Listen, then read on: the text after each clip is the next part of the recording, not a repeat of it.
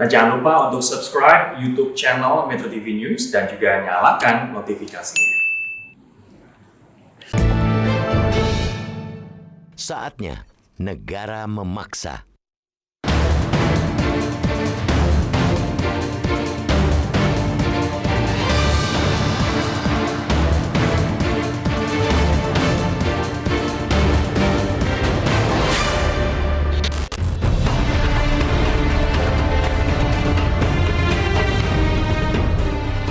Pandemi COVID-19 di negeri ini masih jauh dari selesai.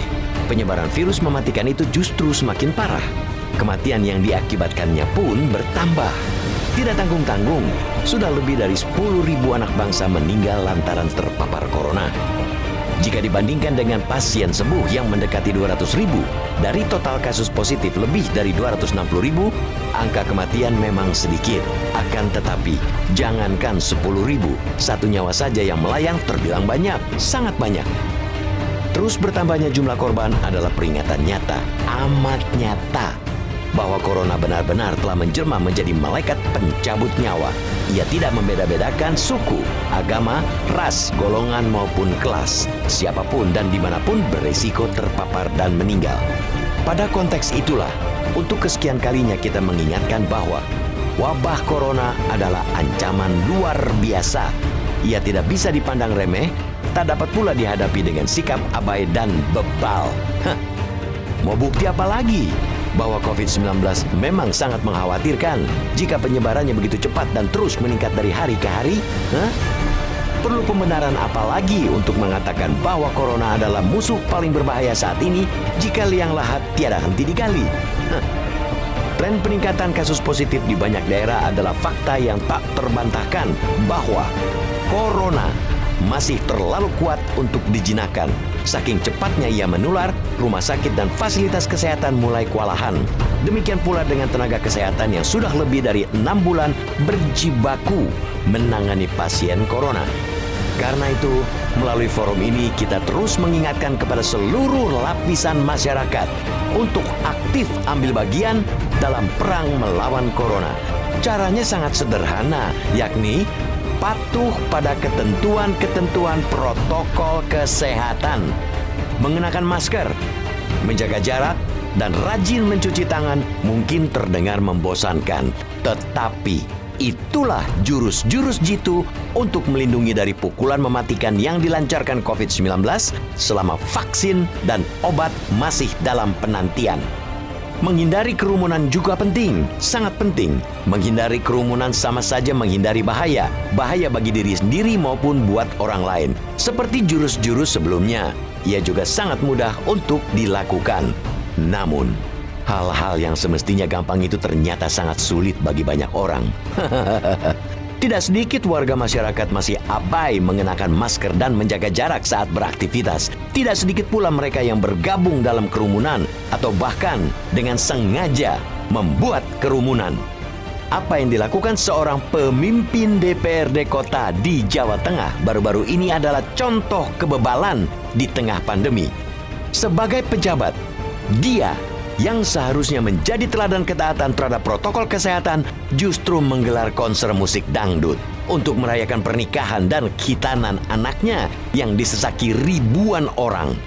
Ironisnya lagi, keramaian tanpa izin itu dibiarkan saja oleh aparat. Kita tidak tahu pasti kapan pandemi ini usai. Karena itu, untuk mencegah corona yang kian menggila, tiada cara lain kecuali memastikan protokol pencegahan dipatuhi oleh seluruh kalangan. Ketentuan-ketentuan dalam pembatasan sosial berskala besar alias PSBB atau apapun bentuk kebijakan di tiap-tiap daerah jelas bukan untuk gagah-gagahan. Ia disusun untuk diterapkan dan pemerintah diberi kekuasaan menegakkannya. Kita tidak bisa lagi membuang-buang waktu dengan menunggu kesadaran masyarakat untuk patuh pada protokol kesehatan. Saatnya negara memaksa mereka agar corona tak semakin merajalela.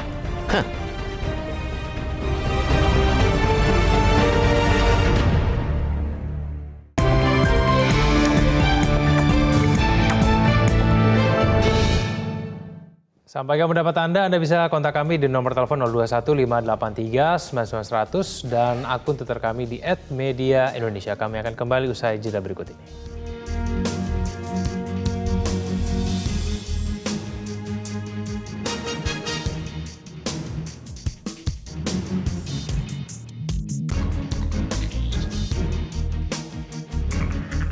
Kembali bersama kami di editorial Media Indonesia, Mas Eko. Kalau kita cermati dari keadaan pada saat ini di DKI Jakarta begitu ya, khususnya sejak tanggal 14 September 2020, di mana kembali menerapkan PSBB, tapi hasilnya belum terlihat, Mas. Ini sudah hampir 2 minggu, tapi kemudian penambahan kasusnya itu bertambahnya juga cukup signifikan.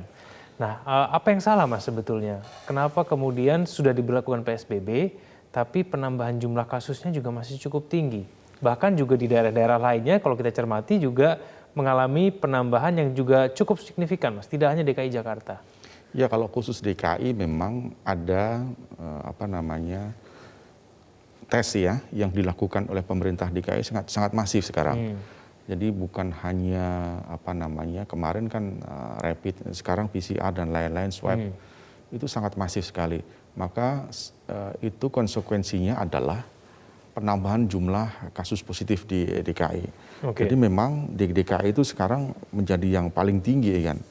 Kemarin tuh kalau tidak salah ada sekitar 1.171 yang sekarang sudah mulai ada DKI. Kemudian Jabar, Kaltim, Jateng, Jatim dan Jabar. Ini urutannya. Jadi DKI itu memang masih termasuk yang paling tinggi. Memang kita harus akui juga bahwa tingkat kesembuhan di DKI juga semakin bagus, ya kan? Semakin banyak. Kemudian yang meninggal juga semakin turun. Cuma yang positif itu juga semakin tinggi. Memang itu juga menjadi problem bagi DKI. Tentu daerah-daerah lain pun sama. Saya kira memang yang paling pas menurut saya memang vaksin ini memang harus segera diberikan, ya kan. Kalau kita melihat memang manusia itu kan ditakdirkan merdeka ya bebas gitu kan. Ketika dia udah ngomong bebas merdeka itu tentu kadang-kadang lupa soal protokol kesehatan. Ini yang kemudian menjadi problem dimanapun, bukan yang di DKI, di Indonesia, tapi juga di negara manapun, termasuk di Perancis ya kan. Sekarang ada pertumbuhan sekitar 16.000 per hari di sana. Jadi Uni Eropa sekarang juga sudah mulai gelisah lagi. Bisa jadi mereka juga lockdown kalau terus-terusan begini. Jadi saya kira memang semua negara sekarang mengharapkan vaksin COVID-19 ini kan. Ya, tapi sulitnya apa sih, Mas, untuk meminta masyarakat disiplin terhadap protokol kesehatan, memakai masker, menjaga jarak, mencuci tangan, kan sebetulnya bukan perkara yang sulit sebetulnya. Ya, protokol kesehatan tuh kadang-kadang kalau kita terlalu lama mungkin jadi lupa, kan. Kalau mungkin sebulan, 2 bulan. Tapi ini kan sudah 9 bulan kan sejak meledak di Wuhan ya di Tiongkok. Sampai sekarang kan kita sudah 9 bulan. Jadi mungkin ada rasa jenuh juga, rasa kalau di rumah terus, atau mungkin ketika dia bekerja atau keluar, lupa juga memakai masker, cuci tangan, jaga jarak, itu kadang-kadang juga lupa. Memang harus terus diingatkan, diedukasi bahwa satu-satunya jalan agar kita terhindar dari COVID-19 itu, yaitu tiga hal itu tadi, ya, mencuci tangan, jaga jarak, dan memakai masker. Itu tidak bisa diabaikan begitu saja. Kalau itu cara yang paling sederhana lah kalau menurut saya. Baik, Mas Eko, kita jeda dulu, kita akan dengarkan dulu bagaimana tanggapan dari penelpon berkaitan dengan tema kita hari ini. Pemirsa jangan kemana-mana, kami akan kembali usai jeda berikut ini. Kembali bersama kami di editorial Media Indonesia, kita akan mulai menyapa pelapor kita pada pagi hari ini. Yang pertama ada Pak Sunoto dari Cirebon. Pak Sunoto, selamat pagi. Selamat pagi Bang Egan dan Mas Eko. Bagus judulnya bahwa sudah saatnya negara untuk memaksa. Yang pertama kita definisikan dulu bahwa negara itu adalah wilayah pemerintah dan rakyat. Nah, negara diwakili oleh siapa atau dipimpin siapa adalah oleh presiden sebagai kepala negara. Jadi presiden sebagai kepala negara sekarang harus sudah mulai berani mengeluarkan political will untuk memaksa pemerintah dan rakyat. Karena ini sudah sangat sungguh sangat bahaya. Jadi rakyat yang melanggar protokol 19 ya, itu harus terposisi sebagai sebuah perbuatan jahat. Nah, pemerintah juga harus memberikan teladan. Contoh, Mbak Eko, Arab Saudi itu triliunan itu untuk menghentikan acara haji, tapi mereka lakukan demi keselamatan jiwa. Lah di sini kok pilkada mau dilanjutin, ya? Usulan dari NU, Muhammadiyah dan organisasi-organisasi nggak didengar. Menurut saya, please, ya kan, mengerti untuk urusan yang lebih baik. Yang kedua, selain pelanggar protokol adalah diposisikan sebagai perbuatan kejahatan, yang kedua, bismillahirrahmanirrahim, Mas Eko, lakukan PSBB total Sabang Merauke selama 15 hari. Atau yang disebut lockdown total. 15 hari bagi pegawai negeri, anggap aja itu adalah cuti massal. Ya. Dan anggaran-anggarannya juga selama 15 hari atau sebulan itu adalah menghemat 1/12 dari APBN. Jadi harus ada effort-effort yang extraordinary atau langkah-langkah yang luar biasa, karena ini udah luar biasa. Bang Egan, Mas Eko, rakyat, kami, kita semua mau menanti apa sampai hari ini, ya, tidak ada kejelasan kapan bahwa corona ini akan berhenti. Nomor satu, keselamatan rakyat, dibangun sistemnya dan didampingi oleh sub-sub sistem yang mengamankan perjalanan ekonomi. Mas, kalau 15 hari untuk lockdown itu, kali 27 juta rakyat miskin yang harus dibantu kali 50.000 sehari, itu hanya butuh 20,3 triliun. Ya. Baik. Jadi lakukan lockdown total dari Sabang Merauke 15 hari dan alihkan statusnya, definisikan bahwa pelanggar protokol adalah perbuatan kejahatan. Itu harus tegas dan pemerintah memberi contoh, tidak ada pilkada, ditunda dulu. Terima kasih. Baik, terima kasih Pak Sunoto. Di belakangnya ada Pak Iwan dari Jember. Pak Iwan, selamat pagi. Selamat pagi Mas Kevin, selamat pagi Mas Eko. Ya. Begini, sudah 9 bulan kita ini terkena kontaminasi COVID-19. Nah, ini bukan waktu yang pendek. Sekarang malah justru meningkat. Sedangkan PSBB itu kan persuasif, edukatif, dan preventif. Nah, masyarakat kita ini modelnya, kalau kita melihat sosiokultural, sosiopsikologis, dan sosio-religiositas kita berbeda dengan Amerika dan Eropa. Jadi tidak bisa kita mempersamakannya. Nah, berikutnya, untuk itulah negara kalau memaksa, ya apa yang dikatakan Pak Sunoto tadi itu, lockdown. Kalau sekitar 20 triliun, kemarin itu sudah berapa ratus triliun kita keluarkan, kalau kita mau jujur mengatakan. Kemudian berikutnya, saya cuma bilang, jangan bermain api, letup, jangan bermain air basah. Jadi harus menanggung risiko. Jadi untuk itulah PSBK, yaitu skala kecil, itu harus sungguh-sungguh diperhatikan. Kalau sudah negara memaksa, memang itu negara itu punya hak untuk monopoli memaksa. Tetapi yang jadi masalah itu masuk dalam hukum positif nanti itu. Kalau sudah memaksa seperti itu, lalu PSBK, yaitu pribadi, bagaimana pribadi itu meningkatkan pH-nya, kemudian dengan misalnya vitamin E dan C, kemudian minum air hangat, lalu teh dan sebagainya, kemudian itu di RT RW, nanti sampai tingkatnya kepada desa. Nah, kalau kemudian pilkada dilanjutkan, itu nanti itu wilayah yang nasional itu yang berkaitan dengan itu, dan resikonya akan sangat tinggi. Maka itu sekali lagi jangan bermain api, letup, bermain air basah. Baik. Ini dalam hal ideologi juga begitu. Terima kasih. Baik, terima kasih Pak Iwan. Saya ke Pak Bambang Saptono dari Surakarta. Pak Bambang, selamat pagi. Selamat pagi Metro TV dan selamat pagi saudaraku bangsa Indonesia. Ya, silakan Pak Bambang. Yang pertama, saya mengoreksi pernyataan Pak Sunoto yang memberikan saran agar Indonesia lockdown dari Sabang sampai Merauke. Itu pernyataan yang tidak masuk akal. Pemerintah sudah memiliki ketentuan sehingga apa yang dilakukan sekarang ini saya rasa sudah lebih tepat, bukan untuk melakukan lockdown. Itu tidak baik dan tidak benar. Kemudian Pak Ekman tadi, bahwa kaitannya dengan pandemi COVID-19 ini kita baru berjalan 6 bulan, hampir 7 bulan, bukan 9 bulan. Nah, begini Mas, korban terkait COVID-19 di Indonesia hingga saat ini kurang lebih 266.845 orang itu yang positif kaitannya dengan COVID-19. Kemudian yang meninggal dunia 10.218 orang. Jumlah korban meninggal dunia di Indonesia tersebut memang jauh lebih kecil dibanding korban yang ada di Amerika Serikat yang mencapai 207 ribuan orang. Kemudian di Brasil itu mencapai 139 ribuan orang. Di India 92 ribuan orang. Sekalipun begitu, karena ini menyangkut nyawa manusia, maka kita harus memiliki tekad yang sama, yaitu dengan menghadapi COVID-19 itu, yaitu dengan berdisiplin untuk menjalankan protokol kesehatan.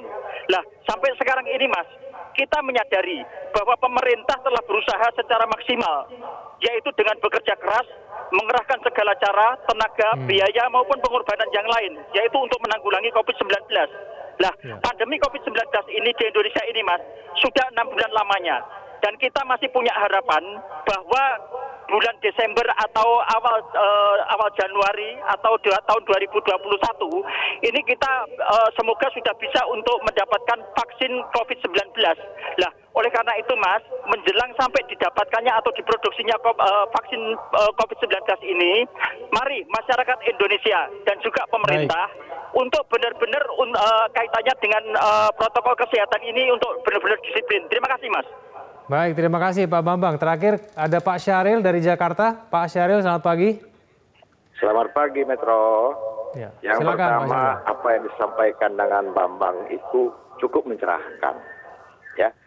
Yang selanjutnya kebijakan tanpa ada kekuasaan itu adalah semu. Kekuasaan pemaksaan tanpa ada kebijaksanaan mengarah kepada barbarisme. Ya.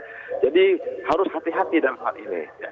Kita sekarang menuntut masyarakat itu untuk menggunakan masker, cuci tangan. Itu dulu yang paling prinsip. Itulah critical point-nya. Sedangkan untuk jaga jarak, saya kira itu ikutannya. Jadi kembali lagi harus ditekankan ada pemaksaan penggunaan masker, cuci tangan, dan menjaga jangan mengusap mata, hidung dan mulut.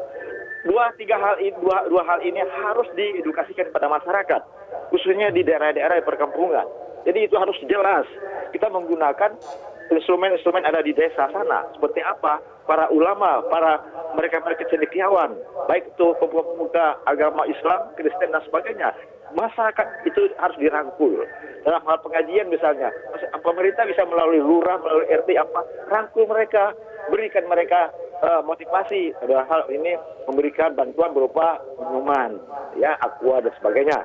Dalam hal untuk ceramah-ceramah atau pada hari Jumat, pada hari Minggu atau berikan mereka itu insentif berupa memberikan bonus apakah 500 atau 200 bagi mereka penceramah untuk mereka menyampaikan, mengedukasi masyarakat setempat. Jadi ini lebih efektif, lebih benar lagi. Tapi kembali lagi, kalau kita menggunakan lockdown, saya kira tidak benar. Kenapa? Kita ini negara miskin, rakyat kita itu perlu yang sekarang itu kesehatan, dan kesehatan dan ekonomi. Ini dibutuhkan apa? Yaitu didukungan oleh peningkatan imunitas itu dibutuhkan apa? Yaitu adalah 4 sehat 5 sempurna. Sekarang masyarakat kita tidak mampu untuk 4 sehat 5 sempurna. 2 sehat 3 sempurna saja. Itu dengan protokol kesehatan. Tinggal 3 sempurna seperti adanya tadi itu penjaga jarak. Kalau memang penjaga jarak tidak bisa, ya sudah masker saja dengan menggunakan masker, cuci tangan. Untuk itu kita mengharapkan pemerintah penyediaan masker. Masker itu disediakan, jangan sampai yang tidak ada. Artinya itu kalau bisa dengan pemberian cuma-cuma kepada masyarakat. Begitu juga minta disinfektan, berikan cuma-cuma pada masyarakat. Dan yang penting sekali lagi itu ada edukasi.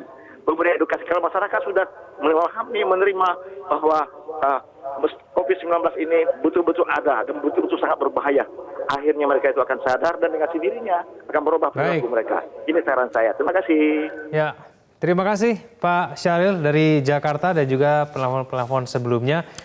Sebelum kita jeda, Mas Eko, paling tidak kalau dari penelpon kita pada hari ini sepakat memang negara harus melakukan upaya untuk memaksa begitu ya, tapi bentuknya berbeda-beda. Ada yang mungkin lebih prefer lockdown saja sekalian. atau mungkin ada hal-hal lain tanpa perlu dilakukan lockdown sebenarnya bisa dilakukan. Ya. Tapi wujudnya tetap sama. Negara harus memaksa supaya orang-orang protokol kesehatan. Bagaimana, Mas? Ya, kuncinya pertama tentu protokol kesehatan. Kedua adalah konsistensi. Kalau kita lihat tadi di layar, kita lihat tokoh di masyarakat di Jawa Tengah itu menggelar ya, acara, ada acara keluarga lah di sana. Kemudian memanggil peralatan musik dan dia konser lah di sana. Ini kan nggak masuk akal, konyol gitulah.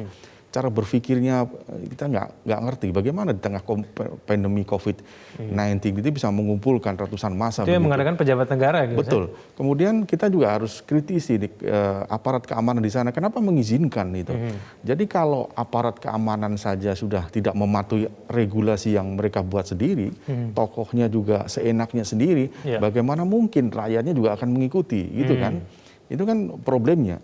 Itu yang terjadi di Jawa Tengah. Jadi ke depan jangan hal semacam sini diizinkan.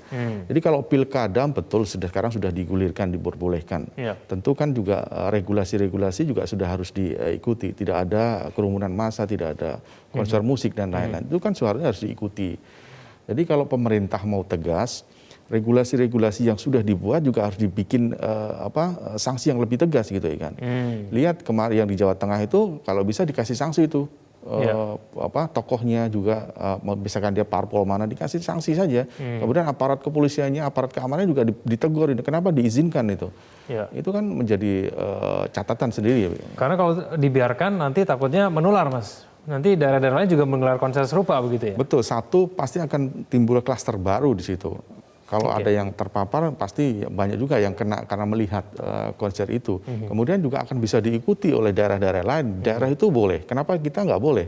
Kan itu menjadi presiden buruk bagi daerah-daerah lagi yang lain yang akan menggelar hajatan misalkan atau kampanye pilkada ya kan. Itu bukti nyata bahwa tidak hanya kemudian di kalangan masyarakat, Mas ya, tapi kemudian juga perwakilan negara di daerah masing-masing juga ternyata tidak mematuhi protokol kesehatan. Kita akan diskusi lebih lanjut, Mas. Kita jeda dulu, pemirsa jangan kemana-mana, kami akan kembali usai jeda yang berikut ini.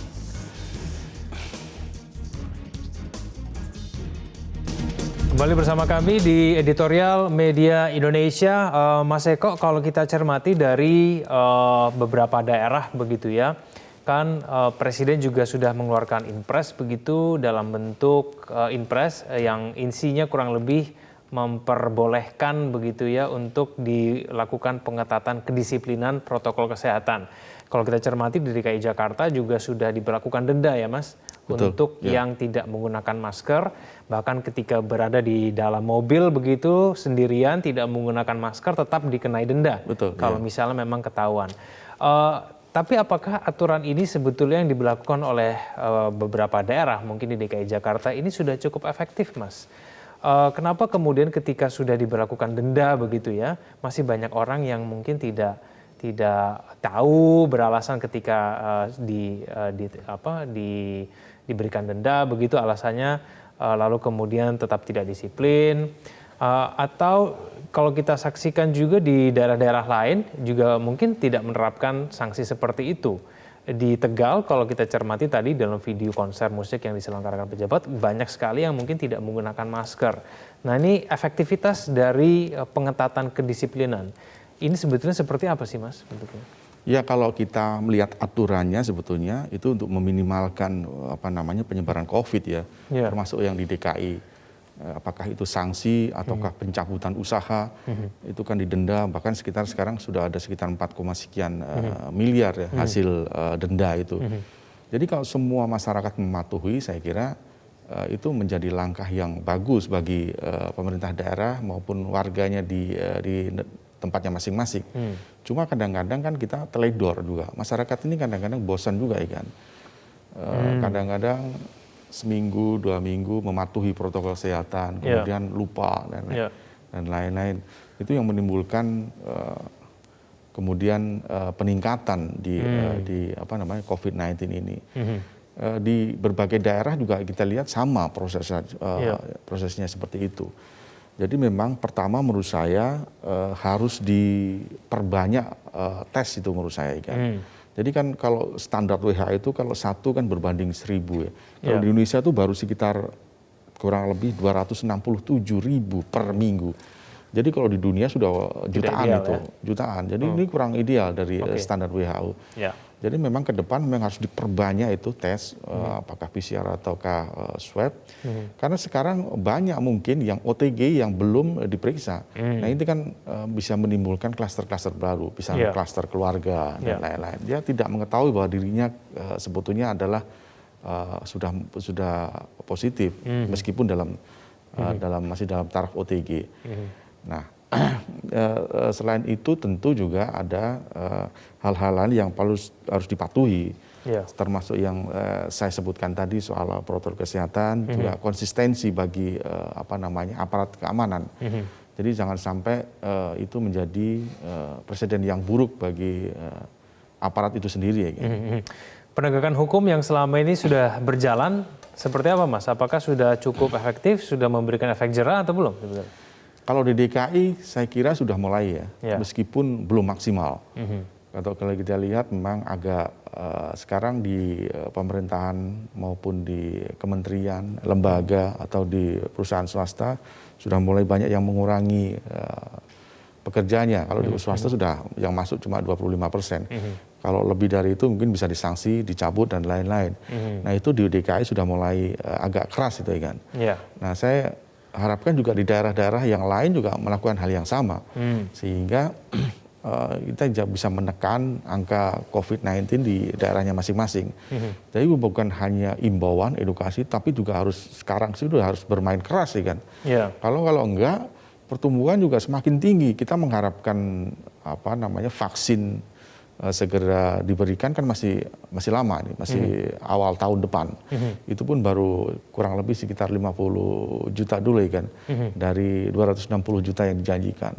Tapi kita masih bisa mengandalkan kedisiplinan warga tidak sih, Mas Eko? Karena kan sosialisasi untuk penggunaan masker, cuci tangan itu sudah berlangsung cukup lama begitu. Kalau kita terus mengandalkan kedisiplinan warga, takutnya malah nanti terus mengalami penyebaran, Mas. Seperti kemudian kemarin pecah rekor di DKI Jakarta. Kita harus akui disiplin masyarakat Indonesia itu masih rendah kan. Kita harus akui itu. Bahwa dimanapun yang namanya disiplin itu menjadi PR yang paling besar bagi Indonesia. Itu susah untuk mengubah karakter bangsa Indonesia untuk disiplin itu. Jadi makanya protokol kesehatan selalu dilanggar dimanapun. Termasuk soal empati masyarakat itu tadi kan. Kayaknya menyepelekan soal COVID-19 ini. Padahal sudah banyak korban yang berjatuhan, yang meninggal dan lain-lain. Tentunya yang terakhir yang saya sebutkan tadi, pemerintah harus masif melakukan tes PCR maupun swab kepada masyarakat Indonesia. Baik, kita tunggu langkah-langkah selanjutnya, Mas Eko, dari pemerintah pusat maupun pemerintah daerah untuk betul-betul mendisiplinkan warganya supaya betul-betul mematuhi protokol kesehatan. Terima kasih Mas Eko telah bersama kami pada pagi hari ini. Pemirsa, kita tidak bisa lagi membuang-buang waktu dengan menunggu kesadaran masyarakat untuk patuh pada protokol kesehatan. Saatnya negara memaksa mereka agar corona tak semakin merajalela. Terima kasih Anda telah menyaksikan editorial Media Indonesia. Selamat pagi. Metro TV, knowledge to elevate.